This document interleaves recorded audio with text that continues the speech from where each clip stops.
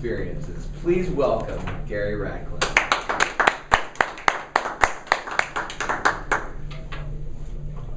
Jeremy took a lot of my thunder. Last night, it's about 7:15, and my pool pump had recently died, so I was out in the garage doing some stuff, but the phone rang just as this one does. And so, Jeremy Udell. Hey, Gary. Hey, Jeremy, how are you? Are you coming to Toastmaster tomorrow? Sure. What's your educational topic going to be? How to craft the opening of a speech. Oh, that's great. Can you stretch it out to 4.5 minutes? Possibly. Can you speak tomorrow? No, I just don't have the preparation to do that. Needless to say, I'm up here speaking today. But anyway, a lot of you know, or you may not know, that public speaking is more feared than death. So the person giving the eulogy is generally more afraid than the person being in the coffin. So the first thing I talked about was Jeremy's call. The second thing, I'm just going to give a little bit of my experience with Toastmasters. My first Toastmasters speech was a really, really long time ago when I was probably about this tall.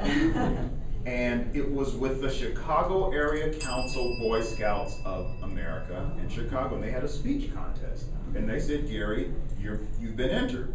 Okay, fine. I spoke, I stunk. I was absolutely horrible. I think I came in last at that pre-evaluation. The Boy Scout group that I was in, Troop 168, they got me a mentor and some people to help me with my speech.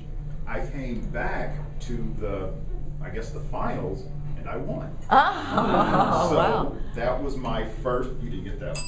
That was my first experience in speaking. And at the time, I didn't realize it, but as I progressed through college years, through the military, and through things such as that, I was one of the people always picked to speak.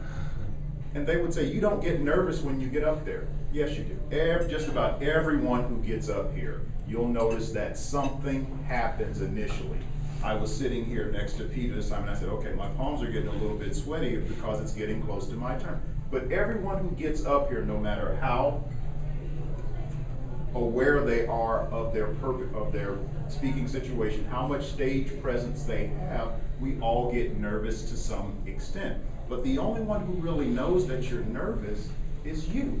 And no one else really cares for that matter. They just say, okay, get on with the speech so we can go to work or do whatever it is we have to do. So generally, it gives you more confidence in what you do. As a result of public speaking and some of the things that it's taught me is I'm able to be in stage plays. If you think public speaking is challenging, be in a stage play with a live audience. Definitely exciting, especially when you see your family there in the front row and they're smiling at you and laughing. You're trying not to laugh.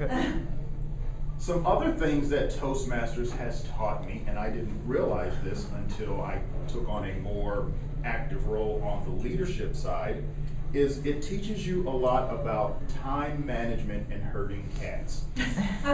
If you've ever functioned in a role such as the Vice President of Education, and I know it doesn't show here with what maybe a dozen of us here, but when there's 30 different people who all want to speak, it's tough to get everyone together and tough to get everyone's commitment, hence the call from Jeremy last night.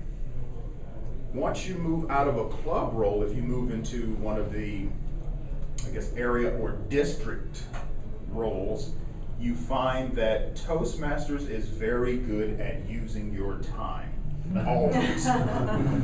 There's lots of meetings to go to. You learn a lot more about the district, but it also provides a great networking opportunity to meet a lot of people out there. I would have never met some of the people that I've known or do know without going outside of the club. And there's some pretty good clubs along the area, and they all have their ebbs and flows, such as this one does.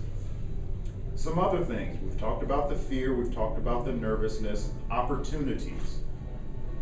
When people find out, at least in my situation, that you're a Toastmaster, they naturally assume, if you've been in Toastmasters one day, oh, you're a professional speaker. You get up here and you can talk for 20 minutes on any subject just by us looking at you.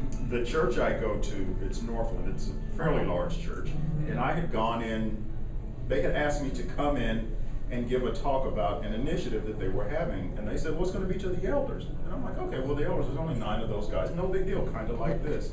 Well, I go to this room, there's probably 250, 300 people in this room, and I'm like, oh my God, I wasn't expecting this.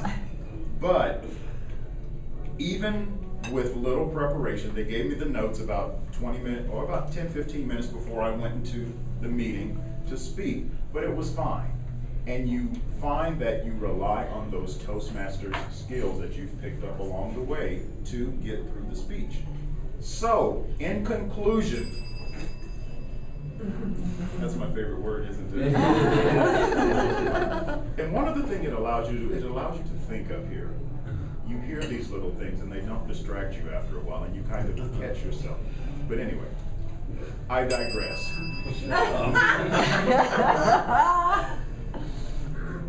As a Toastmaster, it's given me more confidence to be up here, and I actually enjoy being up here. So my challenge to you is, don't just stay within your club. Get out there and speak. It's fun, and it gives you the opportunity to be known in the community. Thank you very much.